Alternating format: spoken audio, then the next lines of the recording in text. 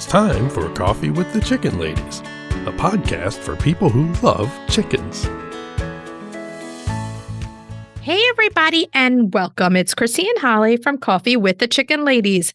We're here and this is episode number 163 of our podcast where we talk about everything chicken, family, fun, and more chickens. More chickens. We drink a ton of coffee. I'm talking a ton.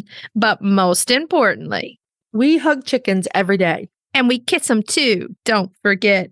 We brew coffee from a little coffee house in historic Gettysburg, PA.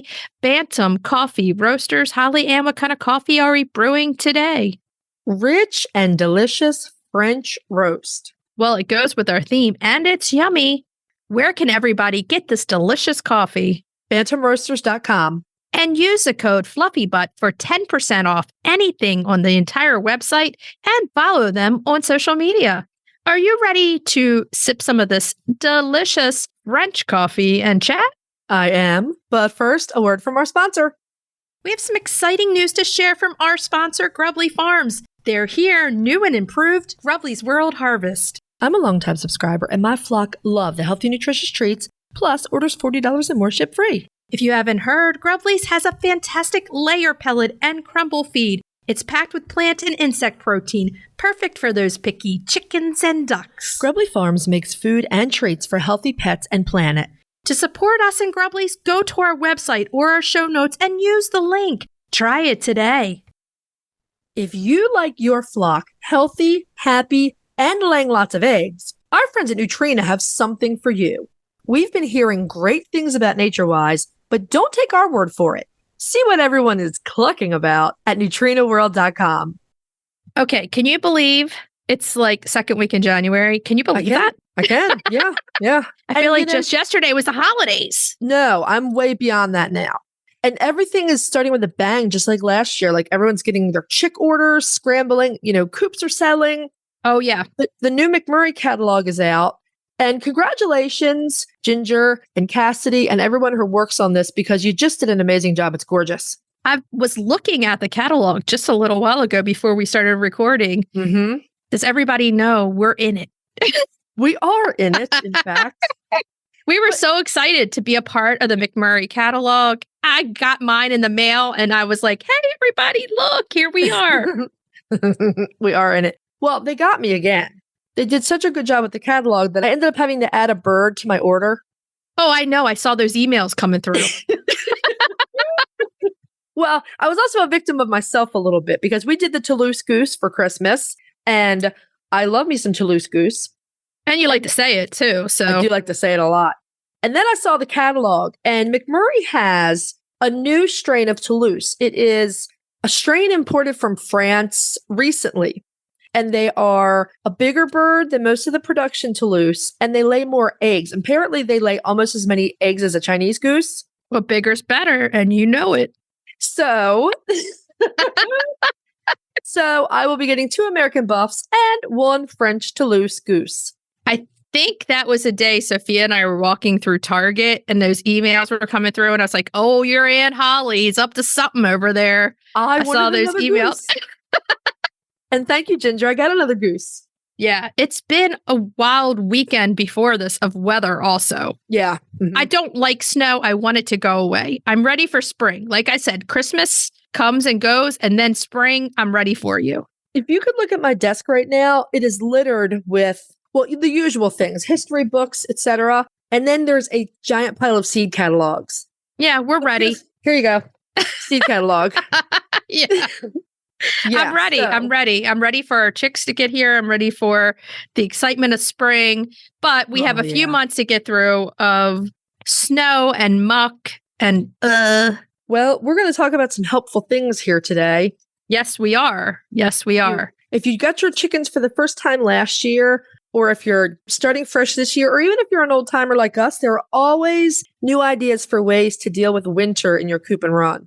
And on that note, if you're listening to our show and you're loving it, head on over to Apple Podcast and leave us a written review. It does amazing things for the growth of our show. Thank you to our newest review. We love it. We're glad you're loving the show. And while you're there, hit that subscribe button. It does two things. We grow immensely and you never miss an episode. So it's a win-win situation. If you're looking for other ways to help the podcast, you can share your favorite episodes on social media. You can tell some chicken-loving friends about the podcast. You can visit our Etsy shop. We have t-shirts, we have mugs, we have a few tiny chickens left, I think. Just a few. You can become a patron of the show, patreon.com/coffeewiththechickenladies. And the other thing you can do to help the show is visit our website and our show notes, use our affiliate links and discount codes, and buy products from our sponsors. Yay! Hey, Chris. Yeah. Do you like subscription boxes? Does it have anything to do with chickens? Of course. Then yeah. Let me take a minute to tell you about the Chicken Love Box. If you love goodies for your chickens and you need to go to chickenlove.com. I love the mega box. Tons of useful products for my flock and a chicken tea for me. You can't go wrong with a chicken tea. They are so cute and so soft. In the August box, I absolutely love those amazingly good smelling nest box herbs and that giant roll of rooster stickers. They're great. I love the wood decorative plate. It's going up in our studio today. And with all my baking, those egg separators are going to work awesomely. Boxes start at $39 a month. They ship immediately after your order, and shipping is always free. Such a great deal. Don't wait. Get off the nest and click already. Use the code CWTCL50 for 50% off your first box of a 3-month subscription or more. That's chickenlove.com. That's chickenluv.com. Get your subscription today. Have you heard of Strong Animals Chicken Essentials? They make natural supplements for your flock. Strong Animals has used plant-based products and natural approaches to promote the health and vitality of backyard flocks. Their products contain organic essential oils, prebiotics, and other natural ingredients to support the immune system and digestive health. Give your chicks and chickens what they need to thrive with Strong Animals health products. Visit getstronganimals.com today. The Breed Spotlight is brought to you by Murray McMurray Hatchery, defining quality for generations. For over a century, Murray McMurray Hatchery has remained a trusted family-owned business working tirelessly to ensure our poultry meet the highest standards. Whether you are an experienced enthusiast or just embarking on the journey, look to McMurray Hatchery for guaranteed quality, rare and heritage breeds, low minimums, and all the supplies you need to raise your flock. Request a free catalog today. I'm ready for my wine, and I'm ready for my chickens. I'm ready for my beret. It's time for the Breed Spotlight, yeah. Oh, my Lord. Way. Yes, this week's Breed Spotlight is the Bresse, the American Bresse. But they're also very French. Right, it's a French breed. I mean, we're going to get into the complications of this. So we're saying American Bresse because most of our listeners are here in the U.S., and here in the U.S. they are called American Bresse. They are. But clearly you want them to wear berets.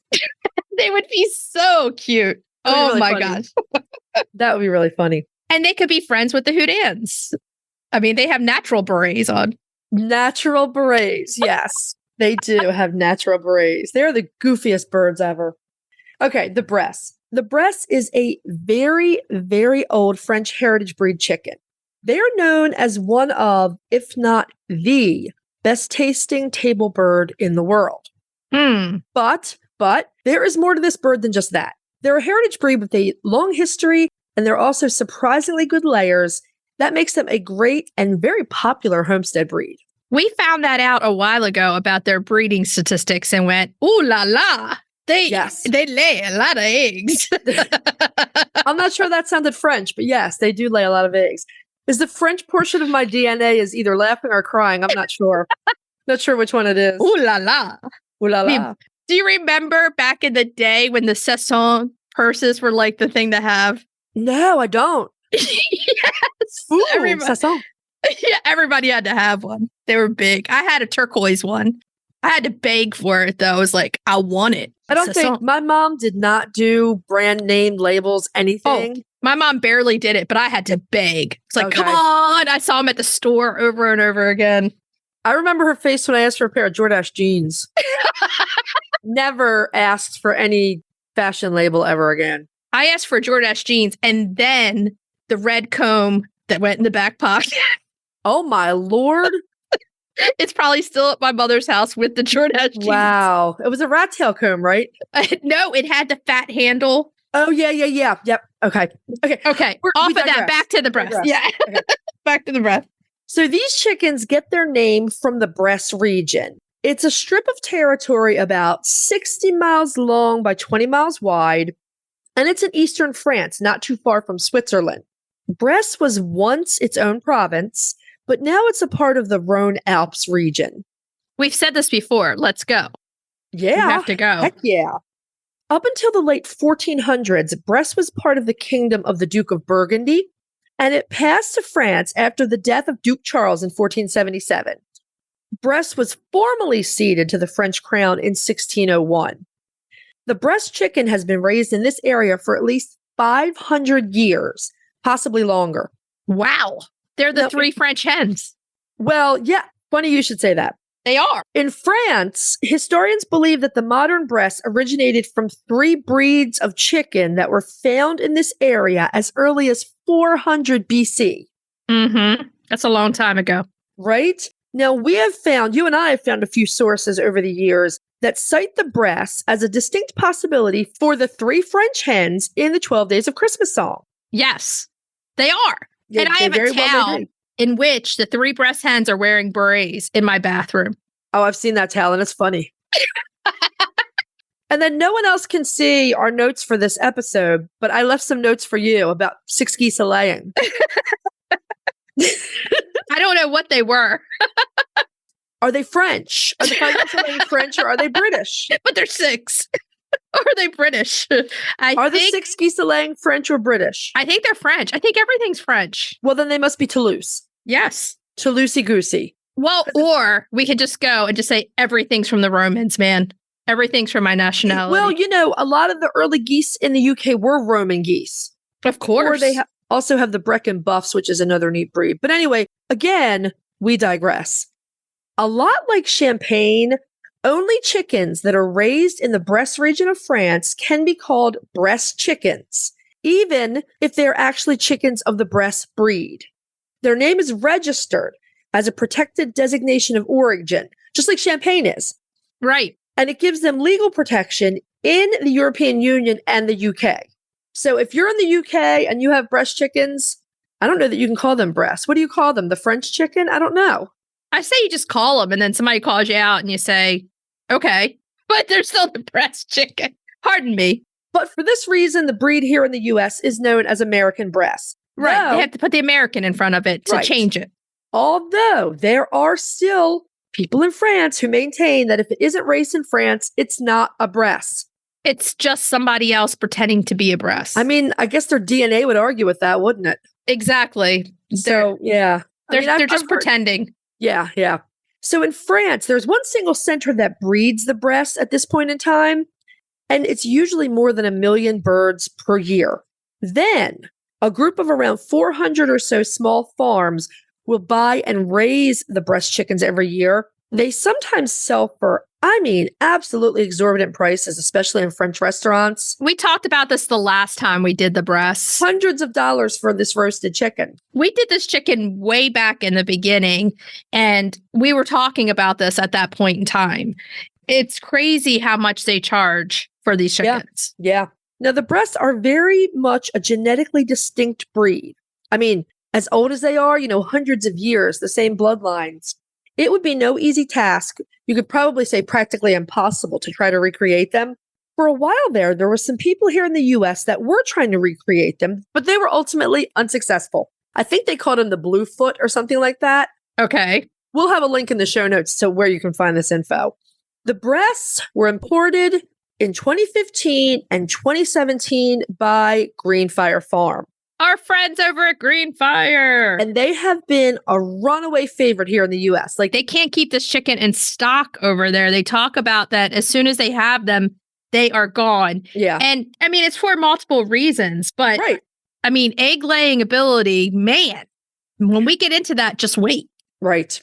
Now, according to Greenfire's website, they do mix the 2 strains, the 2015 birds and the 2017 birds, to provide a bigger genetic base, which makes perfect sense. And let's talk about the colors that they're going to come in. Mm-hmm. We have the traditional white, black, blue, There's a silver penciled. And a splash. Now, Greenfire only imported the white birds. So that is the only color that is available for the American Bresse. So if you're in France, you could get the other color varieties. If you're over here, you're going to get the white. Right. If you fly over to France and smuggle a one back, then of a different color, then you can start breeding. I don't think you'd make it out alive if you tried that. I don't think you would either. I don't think you would. Okay, so the white birds may sound plain, but they're really pretty birds. Now, they are of a pure white. Now, here's the kicker. They're going to have blue legs and a large, bright red comb and wattles. So what does that tell you right there? They're very patriotic. Red, white, and blue. So the American Bresse is going to be your patriotic bird. So is the French flag and the British flag. They're all red, white, and blue. Right. So this chicken's perfect for everybody. Exactly. We're going to bring all the countries together with the Bresse. This is what's going to happen. I mean, if you pull up Greenfire Farms on your computer or on your phone, wherever you are right now, and look at this bird, they are very striking. The red, white, and blue, it's really pretty. So when you think about a leghorn, they're red, white, and yellow. Right. So this is a different take. It's going to look like a different white bird. And like I said, who doesn't love a white bird in your flock? I have two of them. I love them to pieces, and they're awesome. The blue legs against the white, I think is gorgeous. You know, I love blue legs. Yeah, but the blue legs with the white bird is really unusual. It's very pretty. Okay, so the Bresse are medium to large size birds, with the roosters coming in weighing about 6 to 7 pounds and the hens around 5 to 6 pounds. So they're pretty, proportionate. The boys are a pound more or so than the girls. They're right at that medium level. So if you don't have a lot of room, you're good. If you have a large amount of room, you can have a few more of them. Now, here's what I've been talking about all along. They are very good layers of a large white to cream egg, okay? Mm-hmm. They're going to lay you about 250 eggs per year. That's fantastic. It is. For a dual purpose bird, that's really good. So they will go broody, and they're extremely determined to do broodiness. Yeah. Let's just put it that way. I guess it's hard to break them. Hard to break them. But, if you can keep them, every bird's an individual from going broody. Not every one of my Orpingtons goes broody. My sleeper broody, the salmon faverolles, they're worse than sometimes the Orpingtons. Okay. So, well, this is another French bird. There's French birds they like to go broody. They like to go broody. Okay, so that may cut down in your egg numbers, but that will give you longevity in egg laying. So they will lay, until the end. If you want this as a homestead breed, it is a good thing to be able to have a hen that can sit on a clutch and hatch for you. So you could look at it as a positive in that regard. Yeah. And apparently the Bresse roos like a lot of girls. I read that. Hey, baby. I did laugh because Greenfire Farm notes that they might like a lot of girls, but they can happily take up to 12 hens. Wow. Right? For one boy. Yeah, wow. Most roosters are like 7, 8 girls. Yeah, they're like 8 girls to a roo. The Bresse is like, I need 12. Man. He's a lover, not a fighter. He's a lover. Apparently he's a fighter too. They're pretty fiercely defensive of their hens. Well, I mean, they want the loving, so they got to protect those hens and get the loving. My lady. That's my lady. I have my ladies. Don't mess with them. That's right. I need all 12. Don't take anybody out. No. Okay, so they are a great all-purpose homestead breed, like we've been saying. They are. They are more heat hardy than cold hardy. And I would think that those big combs and wattles are going to play right into that because they could freeze right off. Exactly. It was hard to pin down their personalities because opinions were all over the place. Several people said they're calm, but they're active birds. Makes sense. Some said they're a tiny bit flighty. Some said they're great with people, but can have strong personalities with other birds. That might be something to watch out for. Exactly. It sounds like they do need lots of free range and foraging time, and they are very good foragers. But the kicker is they're white. So you have to really give them a lot of protection if they're free ranging or foraging. Exactly. So you're going to have to do supervised free ranging, a big aviary for them. Lots of cover, bushes and things they can get underneath of. Exactly, because they will be picked off very easily with that bright white color without having supervision out there. Yeah. So, yeah.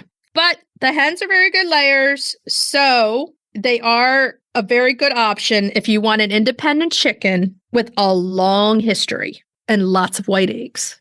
Yeah, their numbers astonished me, honestly.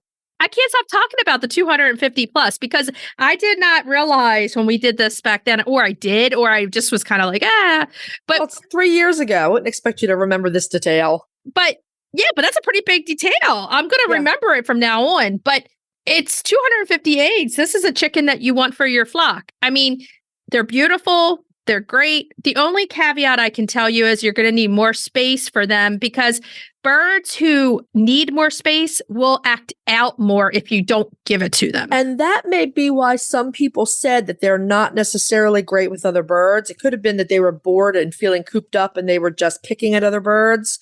If they're in a space too small, they're going to end up being bullies. So you might want to be careful and not put them with a really laid back flock. Or if you make it big. Make it big, yeah.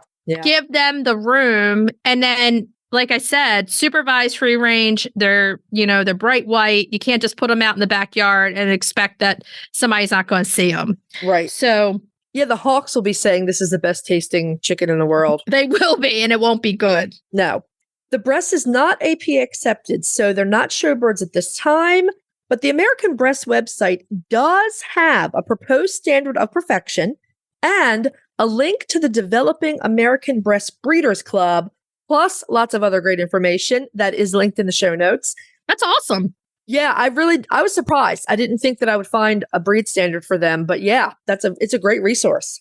Now, here's the next thing everybody's going to want to know. Where can you get them? And the thing is, Greenfire Farm, they're the place to go. But you have to, pardon this pun, you got to hawk out the website because when they come out, you got to jump, you got to pounce on them when you see them on that website.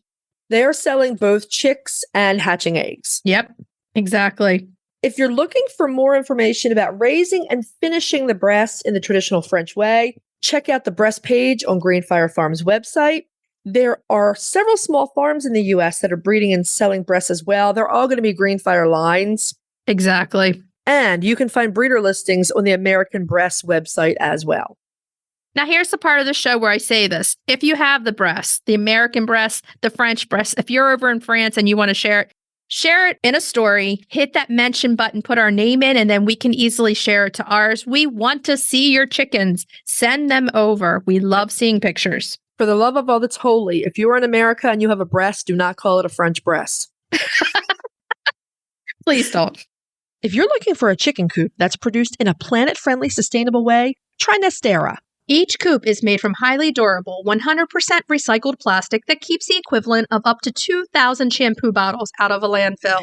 Their clean, modern design will fit into any garden or run area and comes with an industry-beating 25-year warranty and a range of handy accessories. Simple to put together, so quick and easy to clean, and most importantly, red mite resistant. Your chickens will love it. Quick shipping from Nestera US. For a 5% discount, use the affiliate link in our show notes, on our website, and on Instagram. Link in bio. Check them out today. Roosty's proudly sponsors Coffee with the Chicken Ladies. They're back with an innovative new product. You're going to want to check this out. It's an extra large set, a 14-pound feeder and 3-gallon water with steep anti-roost lids. They're made of super durable material. You can either stand them on legs or hang them on brackets on your coop or fence. They're easy to remove and clean too. Plus, they look awesome. We personally use Roosties and we're huge fans. So if you're raising chicks or keeping chickens, check out the Roosty store on Amazon or follow the link in our show notes. Let's talk about this feed from our friends at Nutrena. It's called NatureWise. Jody in Texas says her girls went crazy over this feed. Carol in Tennessee has eggs rolling out of her hen house. If you're looking for a feed that has what your flock needs to be healthy, happy, and productive, that is it. And we love it when your birds are healthy, happy, and productive. So head over to NutrenaWorld.com and see what everyone's talking about. Okay, so let's move on to main topic. Yeah. And we kind of alluded like what we're going to be talking about in the main topic this week. We foreshadowed. Well, it's winter. It's snowy. It's crappy outside. It is kind of crappy, isn't it? So it is. This week's main topic is managing your chicken coops and runs in the wintertime. Oh, the fun. Yeah. Yeah, well, I don't even sound enthusiastic about it because I just don't like winter. I'm like, which is worse? Is it summer or winter? Sometimes I think summer is worse to me because I can't stand the heat more. The heat is really tough. I think the heat is harder on the chickens too. I feel like there's more organisms that are thriving during the summer and things like that that can get them sick. That's what I always say. I always say, maybe I like summer better because at least the garden is alive. And then Pete says, but bugs. And he's right. The flies, and you're trying to control everything in the summer. Right. So winter comes with its own problems. And usually there's two major things. The biggest culprits are rain and mud. And it's cold rain usually. Cold rain or and mud. Melted snow or snow. All kinds of moisture in your run that's going to potentially freeze and then or not freeze and be a muddy mess. Now, raise your hand if you're out there and your run right now, you're like, you walk out there and you're like, this is a muddy mess. I've got to do something about it. My hands up. Muddy runs and a huge portion of the fence right when you walk into the sheep field is just mud and muck. It's awful. It is awful. I've almost fallen like 16 times in my runs, slipping with my boots on because you can't grip mud. I mean, you can't, you're going to slide. Now we have lots of little solutions, but we're going to talk about very quickly. We're going to talk about one. This is usually more of a financial investment, but there are agricultural mud systems that you can use. They're like grid systems. They're usually made out of types of plastic and they interlock and they sit in the mud and they keep the surface above the mud for you to walk on. Grass can grow up through them. And I'm going to talk to Pete about them and see if it's something that we can install out here in the sheep field and maybe in parts of some of the big runs. Like I said, it's a good sized financial investment. And we'll put a couple of links to some of them up. I think these were first invented in the UK. Okay, nice. So kudos to all of our UK people. Which brings me to grading. If you go into your run and you have holes or the water, it's not graded properly, you're going to have a muddier run. So it does make sense that when you can, make sure that it's draining off to the sides and not staying in puddles in the middle. I sometimes get those puddles because of my shade sails. The shade sails don't let the area dry quick enough. Right. And I keep it up sometimes in the winter because it acts as a block from everything else also. Right. But then I said to myself, it's not allowing the substrate to dry properly. So grading, looking at what's above, keeping that stuff so that the substrate can dry properly is another thing to look at.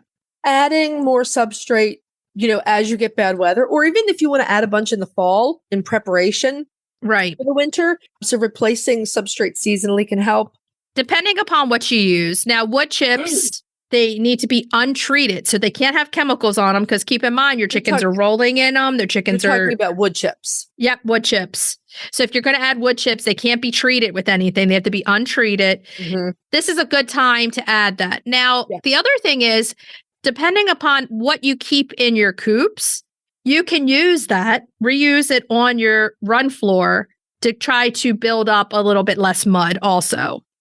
So I use pine shavings when I clean it out instead of just getting rid of them and putting them in, the compost pile. I'm putting them down on my floor to try to absorb some of the moisture that's on the ground. I do that sometimes. Yeah, that works. But then that can just go in with the muck also. I mean, It works a little bit. We have the problem that we both had the same year which we do not recommend straw on your run floor. There are people who use straw very successfully, but we had straw eaters. So we both ended up with birds that had crop surgeries. Some people think that because of straw's hollow structure, it just gets wet and kind of mired down and doesn't, after a while, it's just like this gross stuff in your run. I think your mileage may vary with that. Try it. If you really want to try it, give it a try and see, but I would do a small area at a time. Right. And, be really watchful. Other things you can add, but again, you have to keep an eye on if you have someone who's going to eat these, are leaves. Right. You can put leaves in. I use leaves actually, I've not had anyone have a crop clogged with leaves, and I've been adding leaves for like over 20 years. But again, keep an eye on your birds. You could try to mow them even more and chop them to make them even smaller. Yeah, like mulch them down even more. The thing that I'm going to probably try this winter are pallets, 1 or 2 pallets, a place for them to go up and out. Yep. And, we were just talking before we started recording, and I was like, well, I don't want them to get splinters because that leads to bumblefoot. And you were like, get the rubber mats to put on top. It gives them a nice dry place to get out of the mud if they would like to. So they're not sinking. The other thing that happens is the mud freezes. Yeah. And then it's very hard on their feet. And that can cut their feet also, just frozen ground in itself. Yes. Especially with the feather-footed girls. Because if their feet are just getting mucky and muddy and it's ice and snow and it can freeze and it can give them frostbite that way. And with the mats on a pallet, which is an awesome idea, you don't have to use those big, heavy stall mats that most of us use in our barns. Right. It's chickens. You're not dealing with a 100-pound animal. The cheapest rubber floor tiles or floor mats you can find should work just fine. Right. I think the pallets are a really good idea because also it gets them off the frozen ground once it freezes. So it gives them a place to go up that keeps them a little bit warmer. Yeah. Or you can keep your water up there. Now, we put a video up on our socials a while ago. It's been doing really well of Celeste getting her drink. And that was in the fall. It was 55 degrees. Nothing was freezing, anything. But we had a lot of questions about the tire. And I figured I would address it here because the tire really helps in the winter. And that's why initially I used the tire was to help keep my water from freezing a little bit longer because the tire itself is black. It brings in the sunlight and the heat. Black rubber. So it insulates that bowl. But what I do is inside the tire, I put bubble wrap also to insulate it even more. And then the water bowl sits on bricks. So the water bowl is not on the ground. That's another winter hack. So I use it all year round because the chickens love to jump up on the tire. You'd have to do it exactly the way you do. Because if it were just sitting up without the insulation around it, then higher things, the cold air will freeze faster. So it has to be the way you do it to get that to work. Yeah. It sits within, but on brick. So it's not too high. It's still in within. And the tire, the blackness of the tire draws the sunlight. Yeah. So it still freezes. I still have to, put my other bowls out. But it takes a little bit longer. And it does give them a place to jump up off the floor, when it's muddy, when it's cold, when it's frozen. And in the winter, I will switch out. I like stainless steel bowls because I think they're really sanitary and I can get them very clean. But in the winter, I will switch out any of my metal bowls for black rubber bowls because even if I forget to dump the water for overnight, you can pop the ice right out of them in the morning. It's satisfying, actually. It is. It's one of those satisfying things. Little twist and the ice breaks and comes right out. But the black rubber dish, because neither you or I, this is just personal preference. Again, no right or wrong, but neither you or I like actual waterers. We like water bowls. Right. Because we like to keep them clean. I don't know. It's just a thing that we have in common.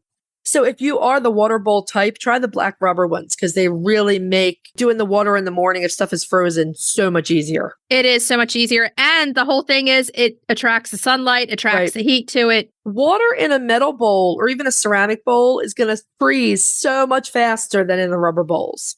I was laughing the other day because Joe went out to help me and he pulled out all the food and he's like, how many food bowls do we have? He's like, do we have a food bowl per chicken?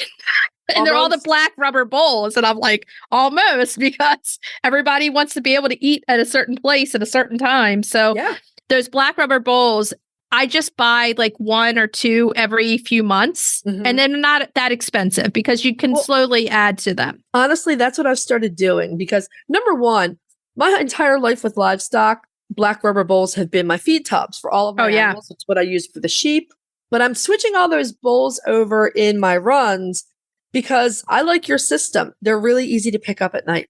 Oh my God, they're so easy. Stack them in the shed. They go done. They're done. That. They're great.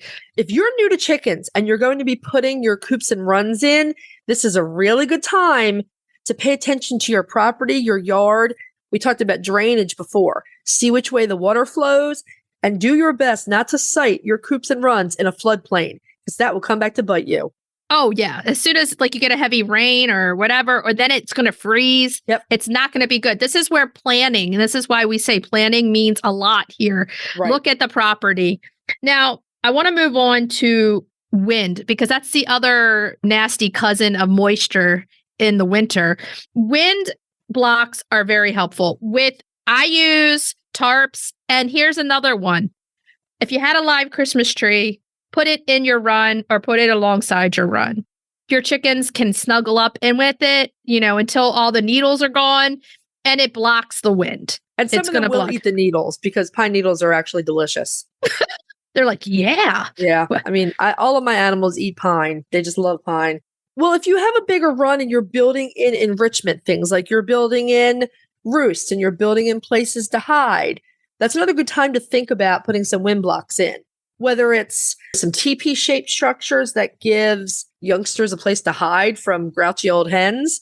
And you can make them cute. You can go to the junkyard and get old windows, and you can just string them together and then give them a place to go in between. I love those. Just make sure they're stable. Oh, they're not falling over on anyone. That's a good time to think about trying to get wind blocks in there. Things like the Nestera coop that has the solid sides. Love that. Them. It's a built-in wind block. Especially my Bantams loved getting under there. You could go out. I go out there at any given time, and like half of that one flock is under the Nestera coop. Mm-hmm. They're like, this is great. So wind blocks here's the thing to think about. Chickens are much lower to the ground than humans, so they're going to feel wind at a different level, which is good, but they still feel it, so they still need a block of some sort. So the argument that chickens are wearing down jackets, they'll be fine in the wind, actually doesn't apply because the wind blows their feathers apart. It will blow them right down to the skin. Exactly. The only thing that, I can see is that chickens are, closer to the ground so that they're a little bit more sturdy when it comes to the wind. They're not feeling it. They're not like a tall guy where they're feeling the wind a little bit more. But the tarps, the teepee structures, the Christmas trees that go back in there, those are all things. Think of blocking the wind. You could even, if you have a wooden coop or other coops, you could put plywood on 2 or 3 sides, and make a built-in wind block that way. Or you can make a structure that just goes around. So in the winter, you wrap it around and you just take it off for the summer. There's lots of different things to do. It's not just unpleasant. Wind chill can cause frostbite. You can lose points on your rooster's combs. They can get frostbitten feet just from a really low wind chill. Oh, yeah. You don't want to do that. So let's move on to ice and snow, because ice and snow is, the bane of winter. Yeah. My chickens do not walk in snow. They refuse. They do not. None of them will walk in the snow. And I can't blame them. No. Their skin is feeling that ice cold. I have to shovel the runs. So what can we do? Somebody I know tried this. They put a tarp down before the snow came. Maybe Dr. Rebecca. I can't remember if it was her or not. You put a tarp down and you cover as much area of the run as you can. And then after the snow, you just pull the tarp off out of the run. I like that idea, but you better make sure that that tarp can handle all that snow, or else it's going to fall off that tarp in a giant pile right in your run. You're still going to be shoveling it either way. You're going to be like, if it's a small amount of snow, that's actually a good idea. I don't use the same shavings that I use for bedding. I go to Tractor Supply before it snows or we have ice, and I stock up on their largest size pine chips. They're not great for bedding, but they are good for the run. They're good for the run. And if there's ice and snow, I'm not going to shovel out 7 runs. I'm not. Come on. No. And also, sheep are pretty good in the snow unless it's gotten so deep that they can't really pick their legs up. So by the time I've shoveled a path out of the sheep barn, I'm not going to shovel 7 runs. And so I've gone low maintenance. I just open up those big bags of shavings from TSC and set that stuff out. And as long as everyone's healthy, they just dig in it. They spread it around on their own. It's kind of a fun boredom buster for them. And it keeps their feet off of the ice and snow. Yeah. Here's the other thing, which this is kind of off subject a little bit, but it just popped into my head that I've done before. Okay. If you have straw bales, you can keep the straw bale intact. It's actually safer for the chickens, way safer.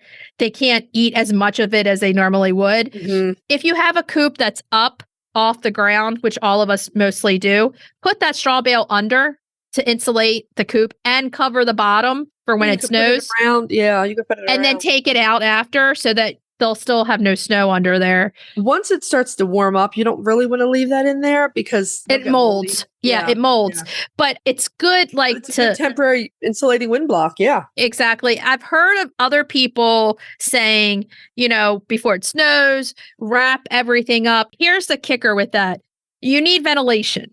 No matter what, if it's ice cold or not, they still need ventilation. So you don't want to wrap a coop up completely and wrap up your windows and everything else. Right. They need ventilation. So just keep that in mind before, shrink wrapping your whole run or your coop. What I do, Pete usually does it because he's a trooper. You need to make sure before you're going to have, and we try to do this periodically starting in the fall, clear off any built up leaves and debris that's on top of your runs and coops. Because we have, the tops of my runs are a very heavy duty plastic deer netting, and it will hold large amounts of leaves.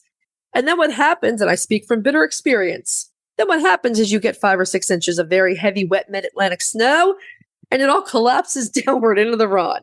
Yeah. Wire in, it's not good. Here's the other thing that we should mention that it's happened to me.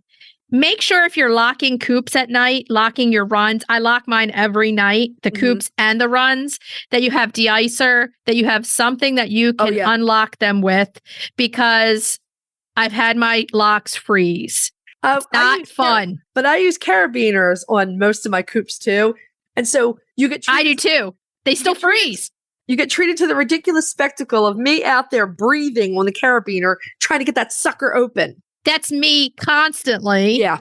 Yeah. And the Amish coops have the locks, right? Right. So I'm sitting there breathing into the lock. I feel like trying to. So keep that in mind also. Yeah. So here's the thing. If you have any questions or you have any great ideas you want to share with us, please message us, email us. We're here. We'd like to help you whenever you need help. So just let us know.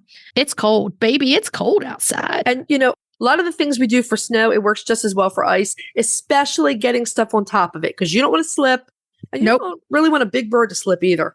No, that's no fun. That's no fun at all. Okay, so let's move on to cracking the eggs. Cracking those eggs. Now, it's snowy. It's horrible outside. What's better than some comfort food? Pizza. When you're in pizza, yeah. Pizza. And we're talking cauliflower crusted pizza. Yeah, I know people have been doing this for years. I know that. But we were just playing around with something easy that could use eggs and be like, what were we looking for? Winter comfort food. Right. And, you may have 1 or 2 eggs instead of 1 or 2 dozen. So how are you going to use them? It's just kind of like, hey, this is another way you can use your eggs. And this is also great. Go ahead. For the gluten-free and dairy-free crowd. Oh, yeah. And it's healthy. So it kind of fits the comfort food. It's January healthy and it fits all the things. So let's go through the ingredients. Okay, so let's start off with 1 10-ounce package of riced cauliflower, steamed and cooled, or you can do that with a head of cauliflower and rice it yourself. Absolutely. Not a problem. 1 egg. So Betsy, who's laying the 1 egg a week, we're going to use it. That's for sure. Or 2 Bantam eggs. Exactly. 1/3 cup of shredded mozzarella cheese or dairy-free mozzarella, because we know the dairy-free mozzarella is out there and easily accessible. 1/2 to a teaspoon of garlic powder. We use a lot of garlic in our household. Yep. So we might go a little bit more, but that's to taste. Salt and pepper to taste. And optional, you can do a grated Parmesan cheese or nutritional yeast for the gluten-free, dairy-free crowd. It just gives a little extra taste. It's good. The Parmesan cheese, I definitely use. We use every cheese that we can, and garlic. Believe me, if I could parm, I would parm. Oh, yeah. But in absence, and like the dairy-free parm is good, but it's not like that sharp, delicious, Yeah. And here's the thing. Cheese. With the cauliflower crust, once you make it your own. Right. And then your pizza sauce, which you can get jarred, make your own if you're stuck inside and you're bored, or just do whatever with that, or use pasta sauce if that's what you have, and your toppings, and be wild with the toppings. Pesto works really good on the cauliflower pizza. So if you made any or froze any of your basil from the summer, it'll be great. You're going to preheat your oven to 400 degrees.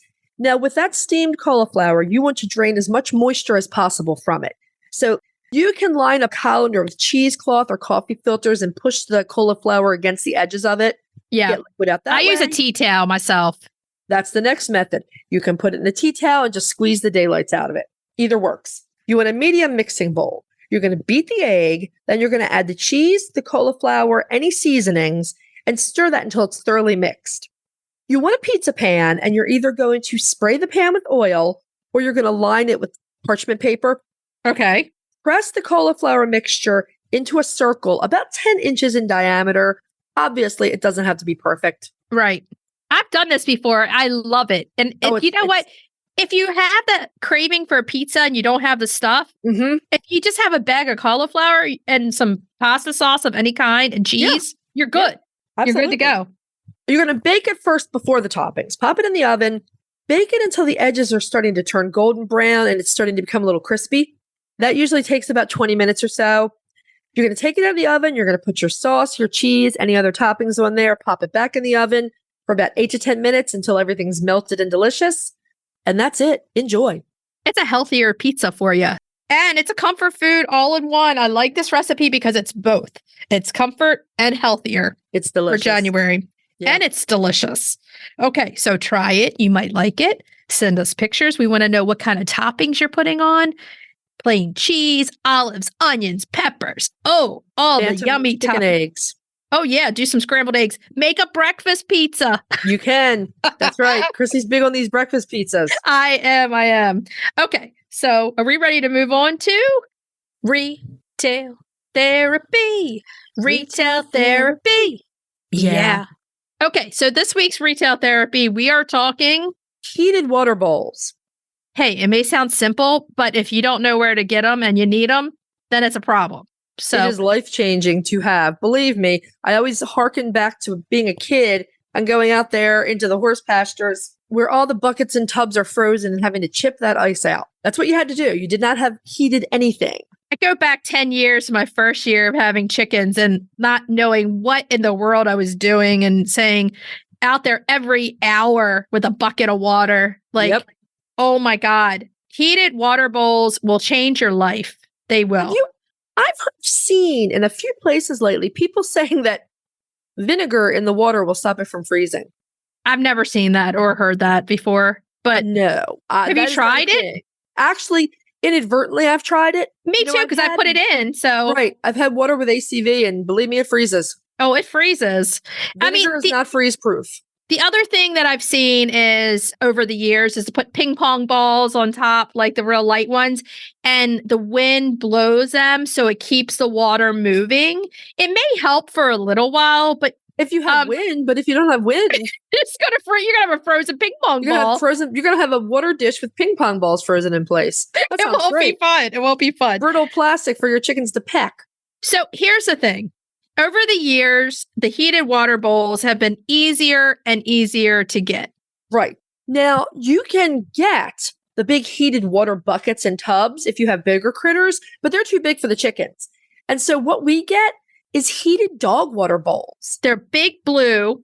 They have that cord that comes right on them, and it works perfectly. It doesn't heat the water. It doesn't make it hot. It keeps the water from freezing. That's all it does. Now, my chickens in the morning, I take them hot water out from the faucet. They start with hot water every morning. So it's almost like a little cup of, I should put like something in it for them, like tea or something, but they start with hot water. So, you know, this is going to keep the temperature regulated and they're not too expensive. So you can get them anywhere. So I'm just pulling them up for right now to see where they come up. Walmart, Amazon, Chewy has them. Mm-hmm. All different places. Most local farm supply places will have them. The mill has them if you're local to us. Mm-hmm. Now, the other alternative to the heated water bowl is putting the bowl on top of a heated grate or a heated pad. And, you know, if you have other kinds of waterers, this is probably a good way to go, you know, to buy one of the heated pad and put the water on top of it. And yeah, I feel like you have to be careful. You have to have the bowl that kind of matches with it so it's not going to burn up. Like you can't have plastic on there or whatever. But the heated water bowls, you plug it in and that is it. It's a big blue dog bowl. Yeah, with the other units, you might have to buy the the heating base and the water together so that they're the right materials.